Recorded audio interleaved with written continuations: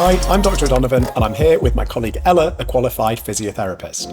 In this video, we'll guide you through simple exercises you can do at home to ease your heel pain from plantar fasciitis.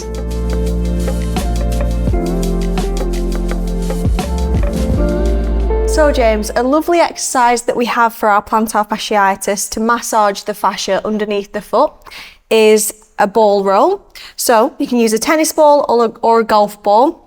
Feel whichever one is nicest for you. I like the larger balls in my personal opinion. And just put it lightly beneath the sole of the foot, rolling it around for around 30 to 60 seconds, putting a little bit more pressure over that ball if feels comfortable, just to stretch all beneath the sole of the foot, okay? So that's opening up all the foot joints as well as increasing the mobility of that fascia. Okay. And I assume I should be rolling the whole length of the foot, even though the pain might just be in one small area. Yeah. So usually the pain is on that middle side of the heel with plantar fasciitis. Okay. So if it's too painful to put pressure on that spot, don't do that. Don't aggravate it. So try and move around that spot because the fascia spans the whole of the foot. Okay. The tennis ball's obviously larger and a bit softer. Mm-hmm. Once it starts to become more comfortable over time, could I use something like a golf ball? Definitely, yeah. So if you want to give that a go, see if it's comfortable for you. Good. You'll feel that that's a little bit deeper. Yeah. Because there's less a surface area. Is there anything else I could use as well, Anna? Like a tin of beans? Yeah, anything. If you don't have any balls at home, tin of beans, water bottle, anything that just allows the foot to glide over the floor. Great. As well, they have spiky balls, so you might have a spiky ball at home, specifically for plantar fasciitis. So that just increases the space that it's touching your foot a little bit more, makes it a little bit more intense, that stretch as well. About 60 seconds? Yeah. 30 to 60 seconds. And how many times a day should I do it? So I'd say do it a couple times in the morning, couple times in the evening. Okay. So there's no one size fits all, but around 2 to 4 times a day would be great. Perfect.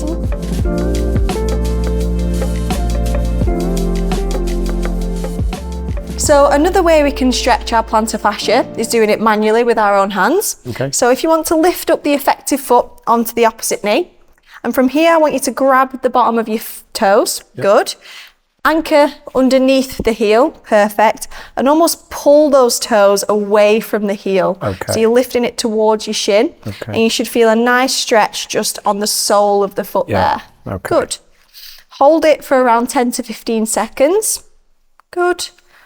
And then return it back to midline. Okay. Good. And Ella, when I do this, can I use this hand to maybe like gently rub into the arch of the foot and around the heel? 100%, you can do that. Okay.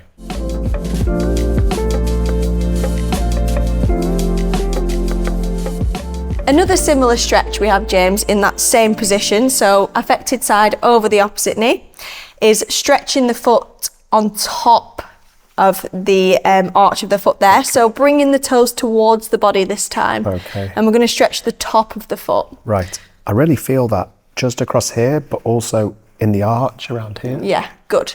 That's exactly what we want. And you might think it's funny that we're stretching the top of the foot, but we like to think of fascia as like a bow. It's connected over the toes there. So if we stretch the top of our foot, it's also going to help with our mechanics in walking as well. Okay, great. And how long should I hold it in this position? Again, around 10 to 15 seconds. 10 to 15 seconds, okay, Good. great. And repeat it 2 or 3 times? Perfect, yeah. All right, that's absolutely right. Great. Good.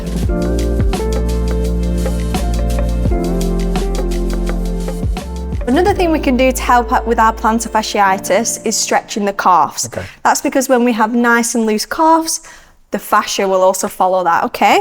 So with a chair or anything in front of us, I want us to hold a light hold on that stable surface. Yep. Take one little lunge back, perfect, and aim to have that heel touching the floor. This is the back leg. And keeping the hips, knees and heel in line, so a nice diagonal line we want. You can feel a stretch on the calf. Can you feel it? I can feel a stretch going down here. Perfect. And I guess if I lean this knee in just ever so slightly more, I can feel the stretch becomes a bit more intense. Exactly. Okay. So the deeper squat you have whilst having the backwards heel still connected to the floor, you're going to get a deeper stretch. Okay. If that's too intense, bring your backwards leg a little bit further towards your body. Holding the stretch for about 15 to 20 seconds. All right. Took the words out your mouth. Okay. And Ella, I can see that you're sort of just moving that front knee ever so slightly. What's that sort of pulsing doing? Yeah, so sometimes I find it quite aggravating to hold a stretch. Okay. So I like to add in little pulses just to get that end range a little bit further, okay? Okay. And at the moment, my legs are almost in a straight parallel line. If I was to move my back leg just inside there, I can feel like there's a deeper stretch in some ways. Yes. Is that another variation? Yeah, so you're completely right. You can move that back leg either to the left of your body or to the right to get different heads of the calf muscles, okay? Okay. So it's nice to kind of move that back leg in different positions just to feel a different amount of stretch on that great. calf. That's great. Good.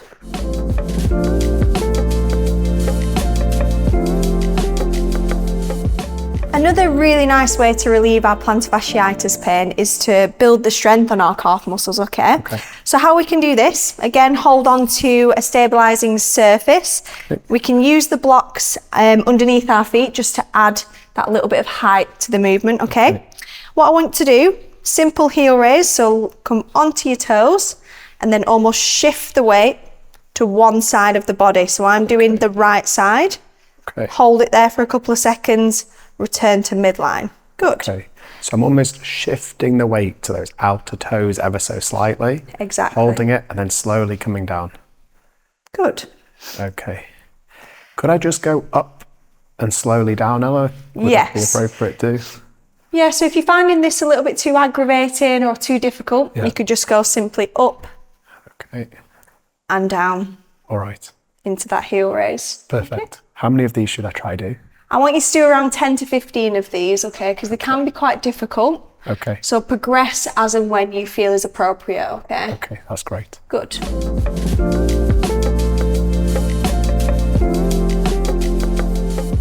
So if we really want to challenge our calf muscles, there's a really hard version of the ones we've just shown, and that is a deficit heel raise. So what I mean by deficit, again in that starting position, just with the heels hanging off a supporting surface, I want the heels to move towards the floor. So you're almost pointing the toes a little bit towards your face. So you can feel a stretch in the calf here, and that's your starting position. So that's the deficit. From there, we're just going up to a normal heel raise, all the way up.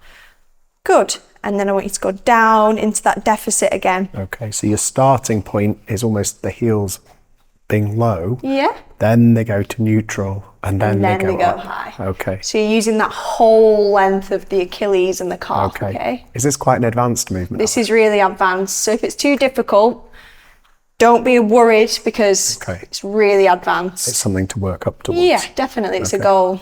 Okay, how many of these should I try do? I want you to start trying to do about 8 because they are difficult. If that's too easy, 10, 15, just build it up nice and slowly. All right, that's great. Good. These exercises work best when done little and often, once or twice a day. Only move within what your pain allows and build up gradually. If you've got any worsening pain, stop. And if you've got any concerns with new weakness, numbness, or loss of sensation, please see your healthcare provider. Remember, some days are going to feel easier than others, and that's completely normal. Gentle, regular movement will help you stay mobile and resilient. Even 10 minutes a day can make a meaningful difference over time. If you have any questions or queries, please leave them in the comment section below. And if you found this video helpful, then why not check out the next video here?